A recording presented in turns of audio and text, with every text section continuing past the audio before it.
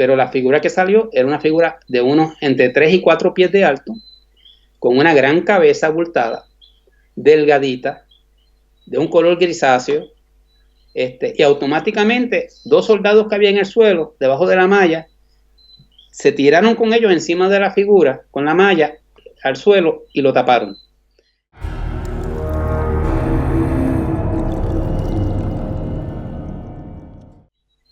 Estimados amigos de Demonio, hoy tenemos un nuevo invitado, un nuevo amigo en el canal y también visitamos virtualmente un nuevo país.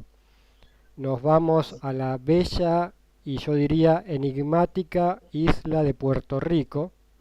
Estamos con Jorge Martín, alguien que tiene muchos años dentro de la investigación del fenómeno OVNI y bueno, hacía bastante tiempo que quería charlar con él y por fin lo pude lograr. Jorge, primero bienvenido al canal, muchísimas gracias por tu tiempo, por tu muy buena predisposición y como siempre le digo a mis invitados, como primera pregunta o como disparador, es ¿quién es Jorge Martín? Bueno, antes que nada, Carlos, para mí es un gusto también estar en tu programa.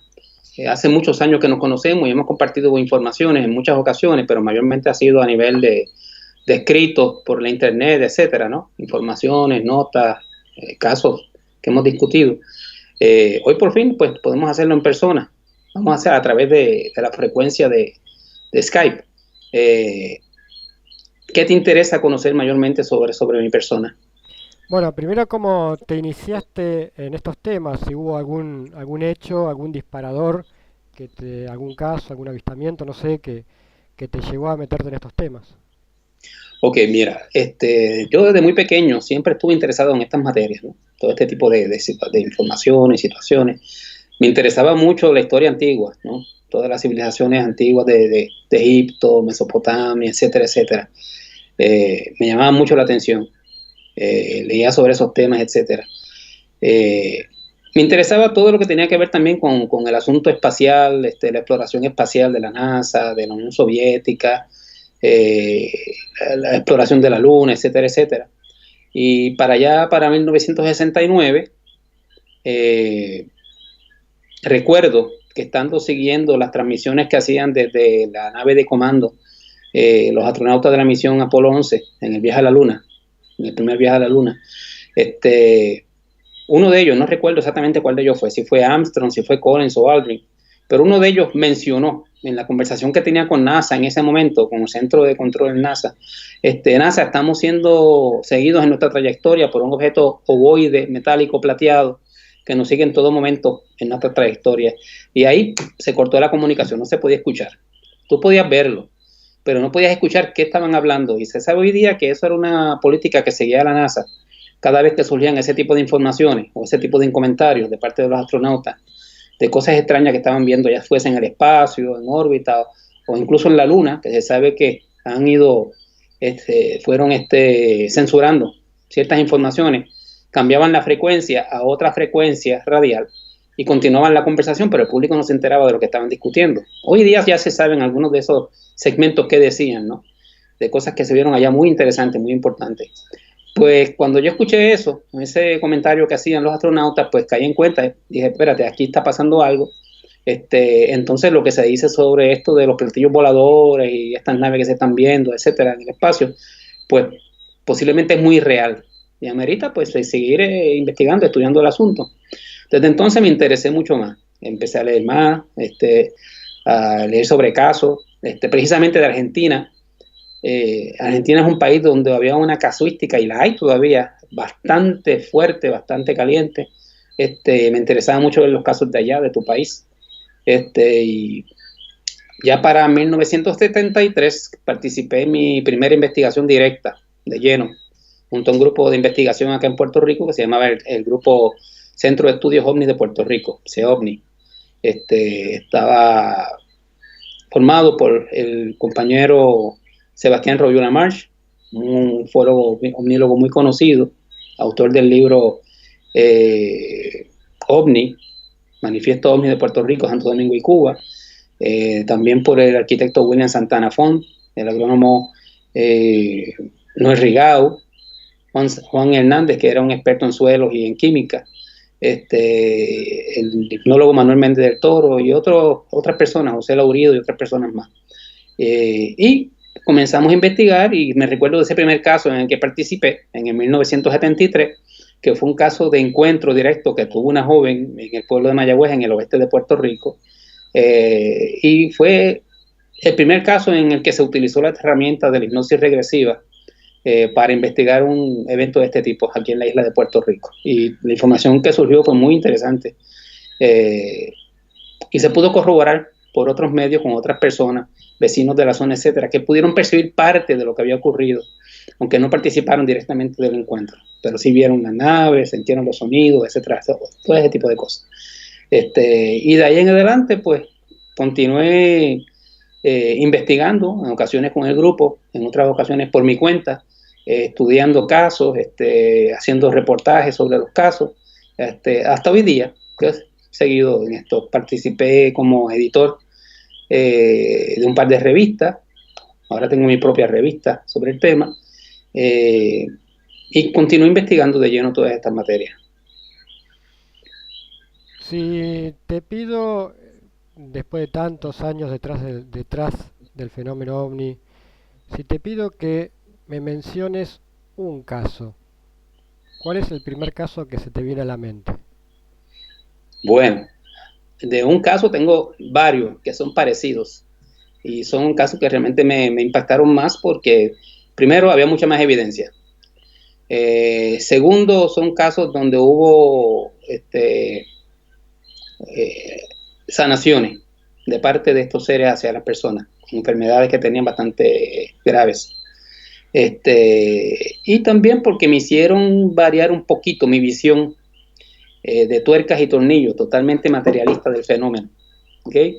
Yo inicialmente solía verlo todo como de un posible origen extraterrestre y como unas series de civilizaciones que venían de otros confines del espacio, de nuestro universo, nuestro mundo físico, en naves, etcétera, etcétera. Hoy continúa igual, pero hay ciertas variaciones derivadas de el tiempo en que he estado investigando, que he visto como en estos casos que te voy a mencionar, pues ciertos ángulos que me han hecho cambiar un poquito mi visión en cuanto a eso. Yo ahora pues puedo decirte que puedo ver que dentro del fenómeno ovni hay un ángulo que ciertamente parece tener una connotación espiritual. Aparte de esto, que no todo es totalmente extraterrestre, yo diría que más que extraterrestre, aunque continúo creyendo en la hipótesis extraterrestre, por muchos casos que parecen mostrar que parte de eso es lo que está envuelto. Pero he podido ver muchos casos en Puerto Rico que me han hecho repensar la cosa y he notado que más que extraterrestre parece ser algo de origen extradimensional. O sea, seres de otras dimensiones que están pasando a nuestro medio y de nuestro medio pasan al de ellos, etcétera, etcétera.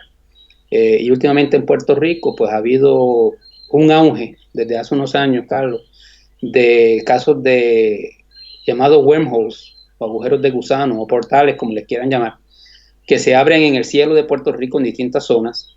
Se abren súbitamente y en cuestión de segundos, por los orificios que se forman en el cielo, salen a nuestra atmósfera objetos tipo platos voladores o objetos cilíndricos, se desaparecen a gran velocidad, volando en distintas direcciones, y automáticamente se cierra el orificio nuevamente y desaparece. Todo es cuestión de segundos. Si desconocemos si es que el fenómeno en sí de por sí es así, o si es que estas inteligencias que están utilizando este medio para llegarse a nuestro medio acá, lo hacen rápido de esa forma, para evitar que nuestras autoridades acá se percaten de lo que está ocurriendo e intervengan. Pero te puedo decir que sí, que parece que aquí ya las autoridades se han percatado de lo que ocurre, ¿sabes? Y esto no ocurre solamente en el aire, en la atmósfera, en distintos puntos, sino que está ocurriendo también en tierra. Nosotros hemos podido identificar ya unos 13 lugares dentro del territorio puertorriqueño donde esto ocurre. Se abren huecos en el cielo, en tierra, en ciertas áreas de montaña, áreas boscosas. Se produce este fenómeno de entrada y salida de naves, etcétera, una iluminación que sale de ese orificio. después todo se cierra automáticamente, aparecen luego en otras montañas más allá, se produce el fenómeno, desaparece todo. Y ciertamente parece ser que Puerto Rico está siendo utilizado como un nodo, como un lugar especial, por alguna razón, desconocemos si es porque hay algún tipo de aberración magnética o algo en nuestra zona geográfica que promueve el que se puedan abrir estos vórtices o portales o agujeros de gusano, como lo que se están abriendo acá en Puerto Rico, pero está ocurriendo. Me parece muy interesante y por eso lo destaco, tu evolución con respecto a tu visión del fenómeno, del llamado fenómeno ovni. Como decís vos, pasaste un poco de las tuercas y los tornillos a una visión un poquito más compleja, digamos, ¿no? Y eso me parece digno de destacar. Eh, Puerto Rico es una isla, como yo decía al principio, muy particular. Aparte de ser una bella isla, es una isla con una casuística bastante interesante y tiene lugares muy típicos como el Yunque, por ejemplo, lugares que ya lo relaciona con no solamente con el fenómeno ovni, sino con otros fenómenos que podríamos llamar paranormales, etcétera. Aparte, Puerto Rico es un poco la cuna del conocido como chupacabras. ¿Tá? Uh-huh. Eh, Contanos, hacenos una descripción mm, muy general, digamos, de Puerto Rico, de la isla en relación a estos fenómenos, a la ovni, a los fenómenos paranormales, al chupacabras. Describinos un poco cómo es tu país. Bien, como tú muy bien has dicho, Puerto Rico, para el que conoce estas materias y conoce lo que ha estado ocurriendo en Puerto Rico por tanto tiempo, es un lugar muy especial. La actividad anómala que se produce en esta isla es enorme, se producen todo tipo de fenómenos, desde apariciones marianas, que a lo mejor no son en marianas, pero la gente las interpreta como apariciones de la Virgen, le dan una connotación religiosa en muchos casos, ¿no? Eso depende del marco cultural de cada persona. Porque se han visto otras apariciones de figuras luminosas, etcétera, formas luminosas que no necesariamente son las de una virgen ni nada por el estilo.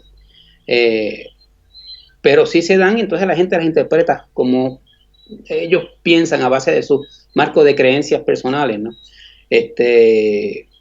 Aparte de esto, pues se da la aparición de criaturas muy extrañas en muchas zonas de la isla, en algunos casos asociados a estas manifestaciones de luz de estos objetos lumínicos, ¿no? En otros casos asociados a estos portales que parecen abrirse en la misma zona, en otros casos asociados a objetos voladores no identificados y a seres tipo de grises, etcétera, que se han visto en las naves. Y también pues aberraciones magnéticas, gravitacionales de distintos tipos, en distintas áreas, desde tiempos de nuestros antepasados indígenas, los desaparecidos indios taínos. Se ha mencionado mucho todo este tipo de fenomenología. Claro, antes se le daba por nuestros indios una interpretación más animista de las cosas, ¿no? Ellos tenían unas visiones muy diferentes a las nuestras. La mezcla con la naturaleza, con la fuerza de la naturaleza, los espíritus de la naturaleza, todo eso. Y quién sabe, a lo mejor todo eso tiene que ver con lo que está ocurriendo. Por ejemplo, una zona que tú mencionaste hace poco es la zona del Yunque, que es una zona de un bosque tropical forestal muy especial que tenemos aquí en Puerto Rico, en la zona este de la isla. Este bosque está en este momento bajo el control total del Departamento del Interior y el Servicio Forestal de los Estados Unidos. Antes pues tenían cierto control sobre la zona, ahora lo han federalizado totalmente, tienen total control sobre la zona, permiten todavía el flujo de personas, de turistas, etcétera, visitantes al bosque, ¿no? Porque es un bosque forestal muy bonito, es el único bosque tropical forestal dentro de, vamos a decir, el territorio de los Estados Unidos, si lo ponemos en el marco en que ellos lo dicen, ¿no? Pero es un sitio donde se producen muchísimos de estos fenómenos, y yo te diría que por muchas décadas hasta de donde yo tengo conocimiento, pero desde antes, incluso pues se veían todo este tipo de fenómenos allí. De hecho, nuestros indios, los taínos, decían que la zona del Yunque, del bosque del Yunque, especialmente las montañas más altas, que están casi siempre cubiertas de nubes espesas blancas, era el lugar donde residían los dioses. Y llama la atención esta coincidencia, ¿no? De que los indios decían que allí residían los dioses y su dios bueno, Yacajú, y que es la misma zona donde se ven naves, se ven seres que no son humanos. Digo, algunos tienen apariencia de humanos, más o menos, ¿no? Altos, blancos, rubios, de pelo largo, hasta los hombres vestidos con trajes de una pieza plateados, blancos, anaranjados, o con unas túnicas blancas. Pero muestran unas capacidades increíbles, muy superiores a las del ser humano común, telepática, de transformarse en esferas de luz, y materializarse nuevamente, comunicarse con las personas mentalmente. Estos seres pequeños tienen los llamados grises que se ven allí, tienen unas capacidades increíbles en cuanto a movimiento, velocidad. Cuando hablan con las personas, si lo hacen con su sistema verbal, lo que tú sientes es una jeringonza rápida, como un disco siendo puesto a velocidad, o una grabación a mayor velocidad, o una jeringonza muy rápida, aguda.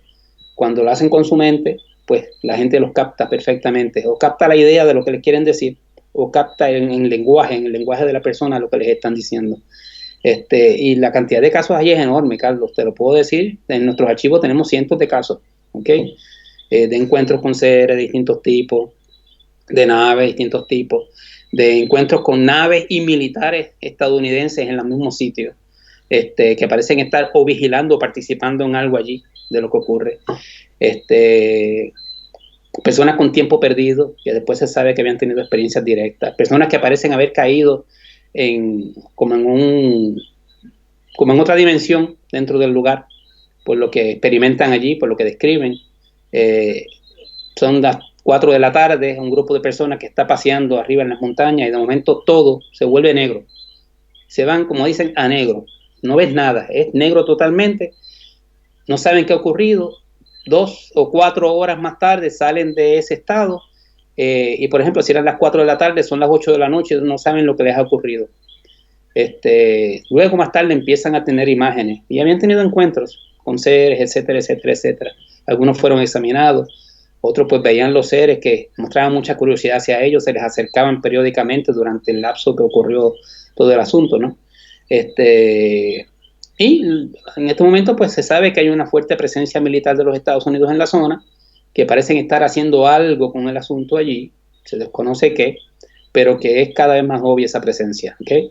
En muchas ocasiones personas están caminando por veredas que son áreas comunes, de libre acceso, como siempre habían sido, y de pronto les sale un contingente de personal militar, uniformado, armado, que les amenaza y los obliga a abandonar la zona sin explicación ninguna. Y nadie explica a qué se debe esto, porque eso es un parque supuestamente de libre acceso, un parque forestal, pero eso te da una idea de lo que está ocurriendo allí. Vos mencionabas al pasar ahora la presencia del ejército norteamericano. De hecho, en casi todos los países del occidente, cuando se habla de estos temas del fenómeno ovni y demás, siempre surge en algún momento, bueno, la influencia norteamericana o la relación de los norteamericanos con este tema. Pero creo que no hay un país donde esta influencia o esta relación es tan estrecha como en Puerto Rico. Todo. Bueno, no, yo diría que incluso en tu propio país, en Argentina, la actividad ha sido fuertísima. Y como te dije, desde jovencito me llamaba mucho la atención la actividad allá en Argentina, con todo tipo de casos también. Y yo estoy seguro que este tipo de casos de portales y esas cosas están ocurriendo todavía también.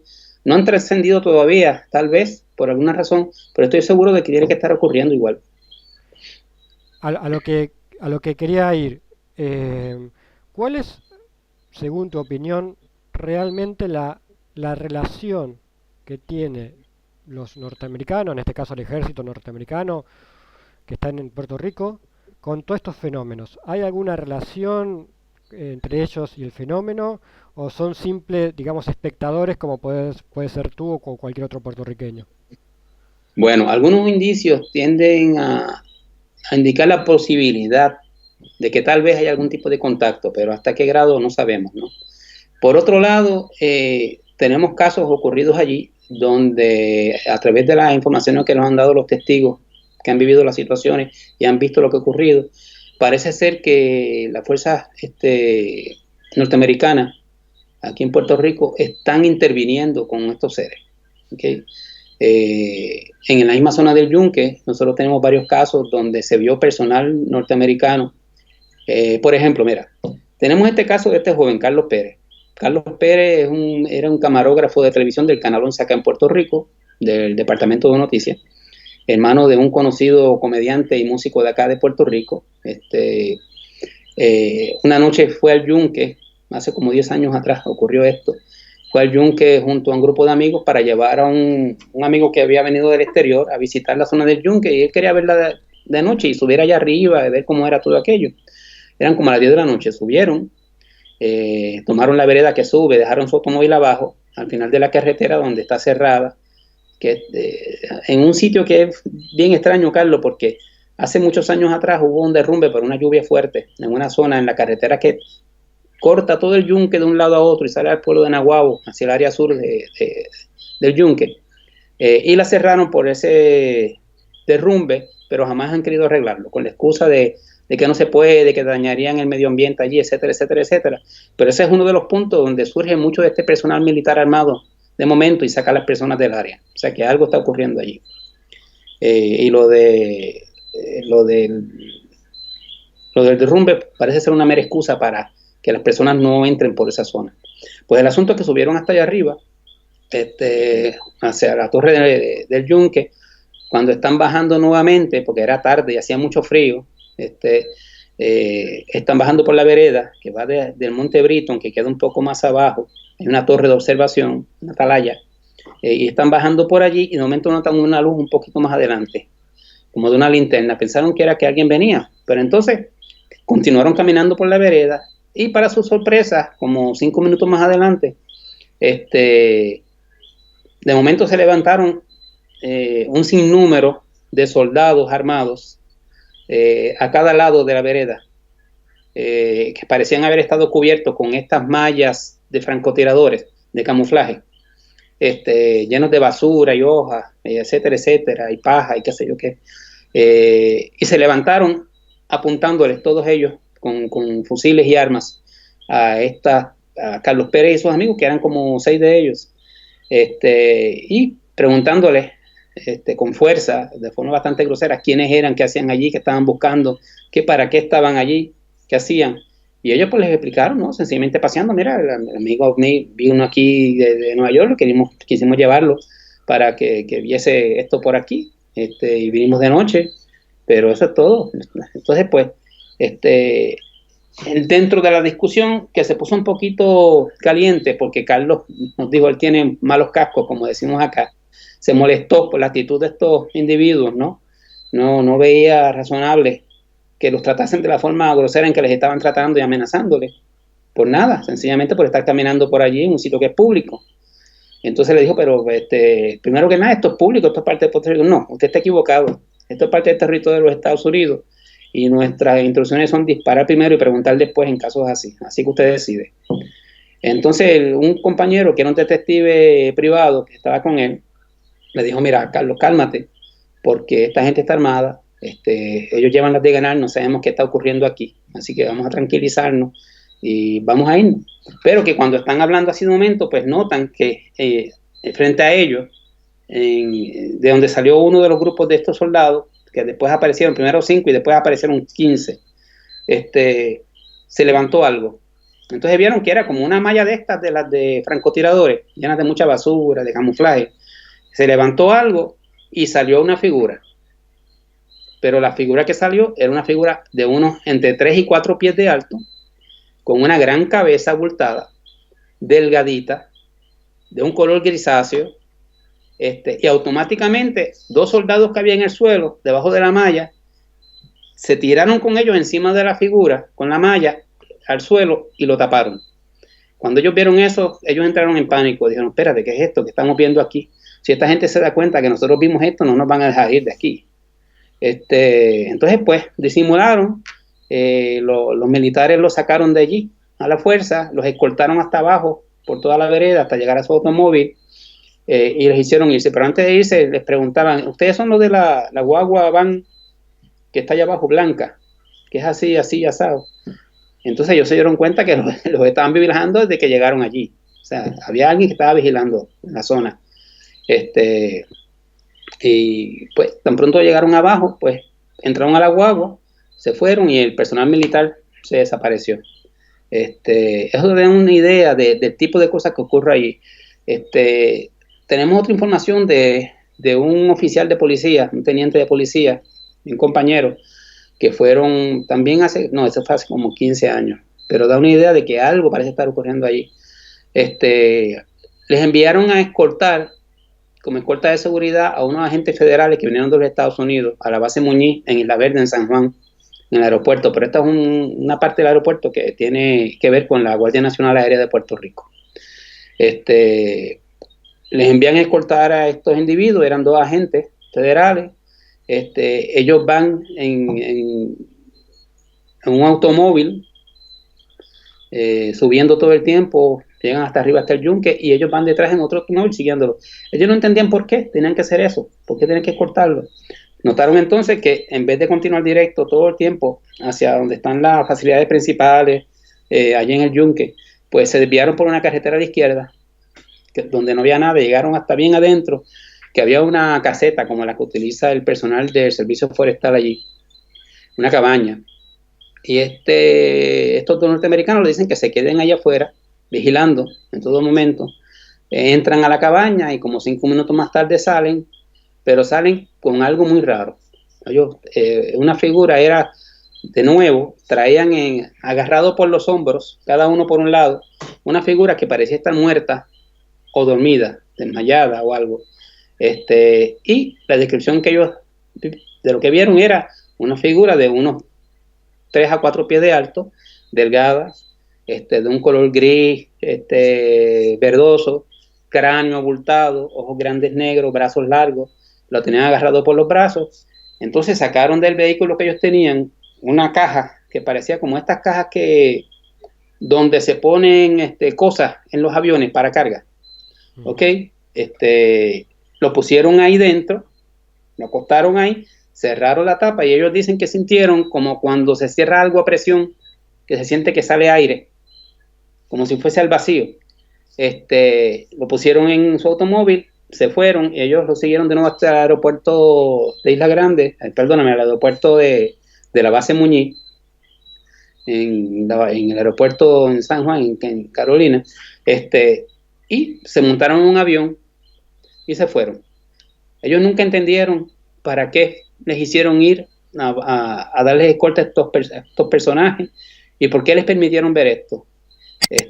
Lo único que pensaron fue, lo que nos dijo el teniente, que era como si hubiesen creído que lo viesen, que viesen que eso estaba ocurriendo, ¿no? Y ellos estaban muy seguros que aquello no era un muñeco, que no era ni un mono, ni nada por el estilo, una cosa que dijo, mire, esto a lo más que se parecía a los supuestos extraterrestres, estos marcianitos que se ven en la televisión.